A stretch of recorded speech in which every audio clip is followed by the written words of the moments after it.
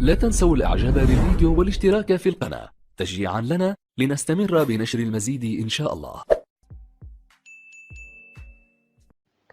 السلام عليكم. كنتمنى هذا الفيديو ان شاء الله يعجبكم.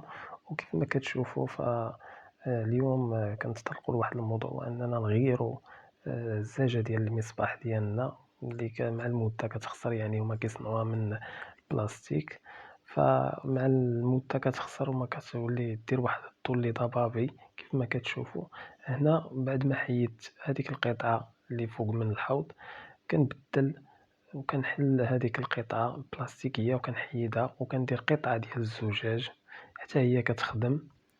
فهاد القطعة كنحاول أنني نجيبها شوية، يعني أكبر من القطعة الأصلية باش تدخل مزيرة وتدخل يعني بواحد الصعوبة باش تبقى شادة، وما نحتاج أنني ندير لها حتى شي حاجة باش أنني نشدها.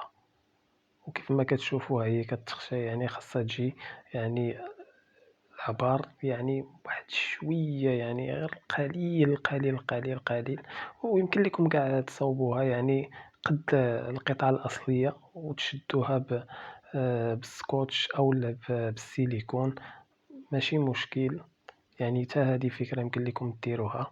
وبالنسبة إلا بغيتو تغيروا المصباح أو المصباح الداخلي، فيمكن لكم فقط أنكم تحيدوا السيليكون أو السكوتش أو اللصاق وتبدلوها وترجعوها. فأنا كما شفتوا من بعد ما لصقتها كنرجعها.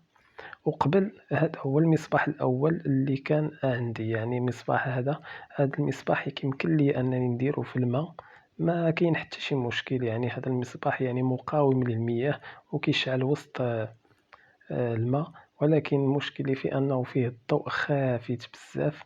لذلك فقمت بالإصلاح ديال هذا المصباح الأصلي ديال الكواريوم. وكيف ما كتشوفوا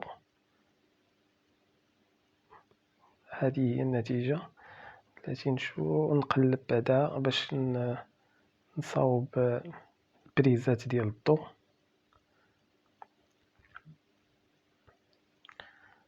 كما كتشوفوا هنايا الحوض مازال طافي فيه الضوء، غير نصاوب البريزات باش نشعل الضوء. ها هو شعل الضوء، يعني كيف ما كتشوفوا ها هو الضوء شعل. وكاين واحد العبار، يعني الناس اللي مهتمين بالحوض، كاين واحد العبار لان ماشي يمكن لك اي مصباح يمكن لك ديرو. فلذلك من الافضل انك لو كنتي بغيتي تشري حوض انك تشريه يعني حوض مكتمل، او حوض يعني اللي عنده الغطاء ديالو وعنده اللوازم ديالو، باش انك تجنب المشاكل ديال الاضاءة الزائدة في الحوض اللي كتسبب مشاكل من بعد. فلهذا الحوض اللي تيكون مكتمل تيكون حوض يعني جميل، وكيكون ايضا حوض كيوفر لك الظروف الطبيعية فاش غادا تكبر الاسماك ديالك فيه وتكون بصحة جيدة.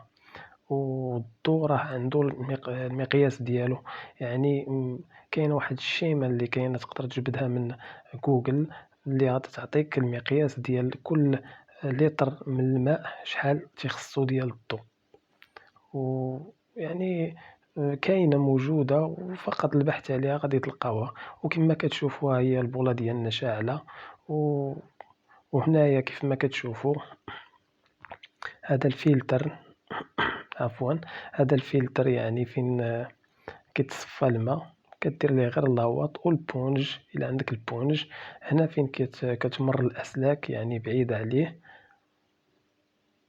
يعني كما تنقول لكم، اللهم حوض يكون يعني مكتمل، حوض مزيان، احسن من انك تصاوب واحد وعاد تبقى تصاوب عليه بزاف ديال الاشياء. فهنا كنشعل المضخه ديال الاكسجين اللي غادي نبينها لكم. ها هي هذه المضخه ديال الاكسجين، هذه هي المضخه ديال الاكسجين. وبالنسبه للفلتر هو هذاك. وهكذا يعني كنتمنى الفيديو يعجبكم، وشكرا، والى اللقاء في فيديو اخر ان شاء الله.